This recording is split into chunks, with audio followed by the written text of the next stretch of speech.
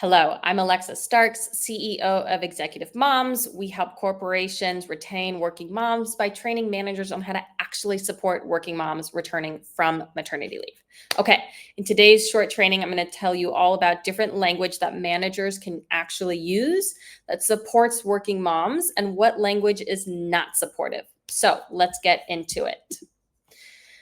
The first one, let me know if you need anything. This language sounds supportive at first, right? As a manager, if you're like, hey, let me know if you need anything, it sounds like you're trying, but you're actually not. You're putting all of the scaffolding, the responsibility on the employee, on the new working mom just back from maternity leave on how to support herself.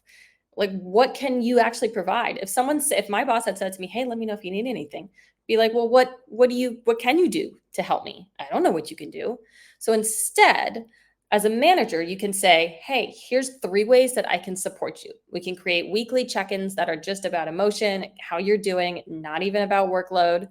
We can also create flexible start times, flexible work for you, and let's start prioritizing workload, right? Let's outline which is the most important priority so you can focus your attention there. Things can get pushed back.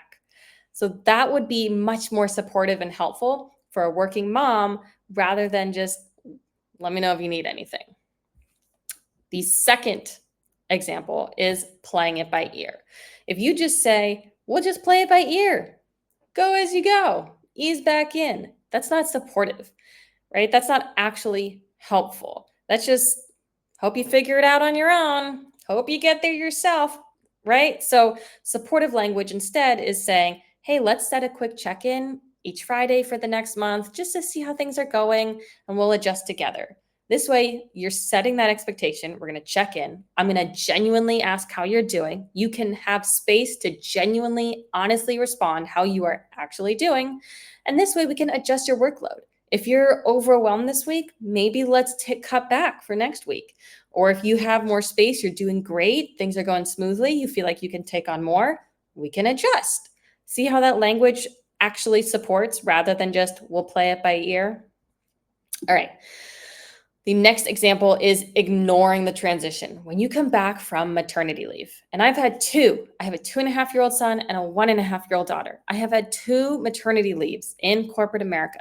So if you ignore that transition, that identity shift, that massive change in who you are and your entire life, that's not supportive. So if you just say like, hey, you're back, great, let's get you caught up on your workload, right? And then you proceed to be like, here's what you missed, here's your workload, here's your projects, back at you. That's not helpful. That's not supportive. You're completely disregarding and ignoring the massive life change that this working mom just went through. So instead, supportive language sounds like, hey, welcome back. I'd love to hear how you're feeling about this transition before we even talk about work, right? Maybe they're anxious. Maybe they're scared. Maybe they don't know if they are expected to be back at 100% on day 2, and that needs to be a conversation between you two. So that supportive language is going to really make or break this working mom's transition and how she feels coming back to work. My daughter, my second baby, had terrible reflux, and I needed more support, but I didn't have the language how to ask for support, and my manager didn't say anything either. And she saw me struggling and still didn't say anything. So being able to have an open conversation with your employee, with this working mom about, I'd love to hear how you're doing before we even talk about work.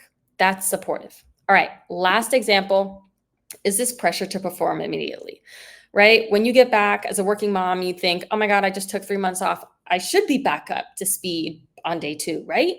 And so as a manager, if you say like, hey, we really need to get you back up at full speed immediately, or let's get you ramped back up quickly, or let's get you all caught up so you can jump right back in. That's not supportive. Even if you're going to outline everything that changed, you wouldn't, when you hire someone new and you have a whole onboarding plan, you don't expect this new hire to be ramped up to 100% on day 2 or even at the end of the first 30 days. You usually have a 90-day plan of, okay, we'll get you up to 90 days and then you should be good to go, right? You have all your one-on-one meetings, your new meetings, you're catching up and looking at what's going on. So that's exactly similar mindset. You need to have like a re-onboarding as if it's day 1. So saying things like, Let's ease into your workload together. Or we'll prioritize the top 2 or 3 things for the next 2 weeks and then reassess. That's supportive language. Because as a working mom, I can tell you from experience, if you don't say anything, I'm going to expect and assume that your expectation is that I should be back up to normal at 100% workload on day 2, basically. And so you need to say, hey, I don't expect you to be at 100%. Let's ramp you back up slowly, ease you back in, make sure we're checking in weekly on your capacity, your workload, make sure you're not getting overwhelmed, because it's a huge transition to go from full-time 24/7 mom mode to now there's also full-time 24/7 mom mode plus a new 8-hour work in between there while everything else is still going on. So you want to make sure that you're supporting them and saying, let's get you eased back up slowly. And so part of my workshops that I do with managers is how to create a customizable 30, 60, 90-day plan, co-create that, your manager and the working mom, before you go on leave, start it. And then after, when you come back from leave, you work on outlining it so that you know and you have expectations that are clear of after the first 30 days, let's make sure to get you to this point. After 60 days, let's make sure to get you to this point. 90 days this point, and make sure you're constantly reassessing. And it's all about empathy and compassion and support. Your job as a manager is to support your employees, period. Regardless of life transition and life change or not, your job is to support your team to do their best work. And sometimes when they're first coming back from maternity leave, that might mean they can only take on 50% of their workload from what they were doing before baby. That's normal.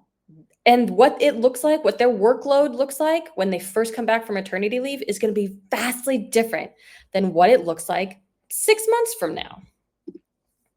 So if you have employees who are going on maternity leave, please focus on support, empathy, clear communication, setting those examples of what support should be, what its support looks like. And please reach out anytime on LinkedIn or check out executivemoms.co.